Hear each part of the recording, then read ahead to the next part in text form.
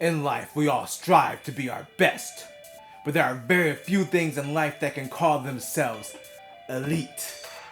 And that's why I'm here today to unbox the Xbox One Elite Wireless Controller OG Edition, which will soon be called when the second one launches. But this was on sale, okay? I got swiped up on the hype. I got swept up on the hype. The E3 announcement of the new one. And I was like, they have to have a good deal. So this, I found on Amazon this morning for $118. Let's see if it was worth it. And today's super cool unboxing.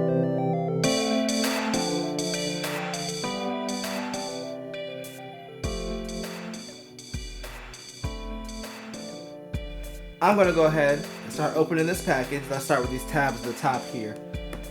My main thing with the Elite controller is I always stayed away from it because I'm not a huge gamer.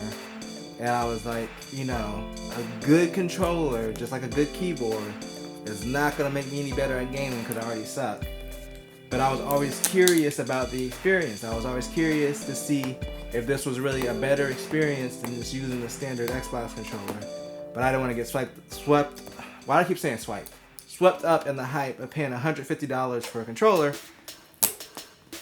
But now that it's a little bit more reasonable, because the new one's going to be $180 when it comes out, and of course they're going to want to try to get rid of these things before that comes out, because who's going to buy this over that? And that one has like a redesigned hand grip. It's going to have built-in Bluetooth like the newer controller, so it's an easier process preparing it to the PC. Me, however, for some reason, through a series of unfortunate / fortunate, I don't know which way to call it, circumstances, I own two wireless adapters, USB for Xbox controllers anyway, so I didn't really care about having built-in Bluetooth, and one of my computers doesn't have Bluetooth anyway, so I'm perfectly fine with getting this for PC. That's what will primarily be used for. Now here we go. Let's pop the top on this thing. The sticker wasn't stop resticking. Let's see what we got inside. Oh, fancy. So we got the carrying pouch thing, and then, boom, the X. Does this come out? Yes, it does. Okay, cool. Let's sit this down for a second. So let's see what's in this pouch. So this has a little compartment right here.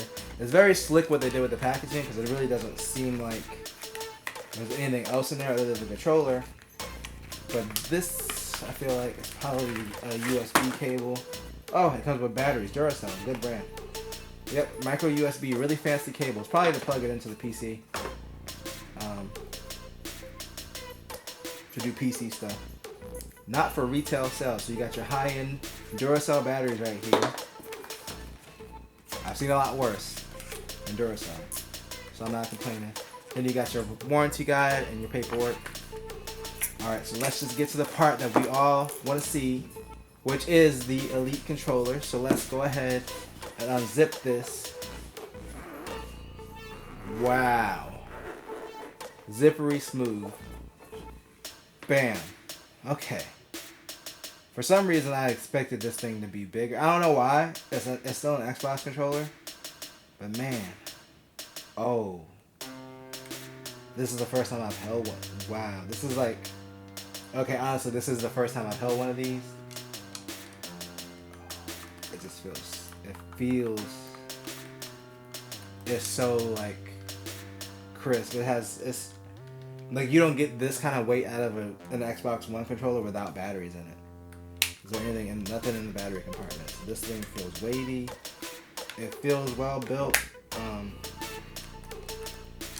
Worth $150 or $180 depending on if you get the new one or not. I don't know.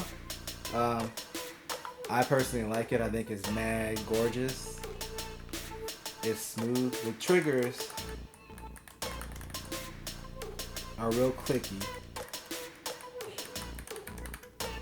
They don't feel as sturdy as I would have liked, though. I can't tell if these are plastic or not. I'm pretty sure they're plastic. Yeah, overall though, I'm really satisfied with it. So I didn't really pay $118 for it. I had some credits, so I paid like $97 after tax.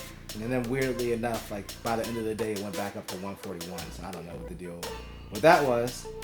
But yeah, you have your buttons, you have your profile switch. I can't wait to get more hands-on with this. And then in here you have your extra buttons because you can swap these things out. You got your longer thumbsticks here. You got whatever these are for. Then you got your regular D-pad if you want to switch it out for the regular one. I'm actually going to try this D-pad just to see how it is because it feels kind of cool. But yeah, it seems like that's pretty much it. I think this is a solid controller. I feel build quality wise, it is worth the $118, or it'll probably be less soon.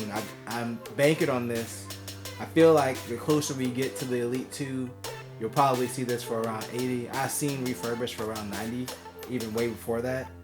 So I would wait a little bit to that sweet spot right before the Elite 2 comes out, and I bet a lot of these retailers are going to be trying to get rid of these things. Probably get it for a better deal than I did.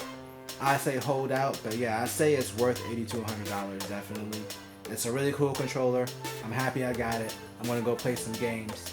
And remember, if you enjoyed this video, tell a friend, tell a coworker, like, share, subscribe, and always at least do 2 things at the same time. Peace.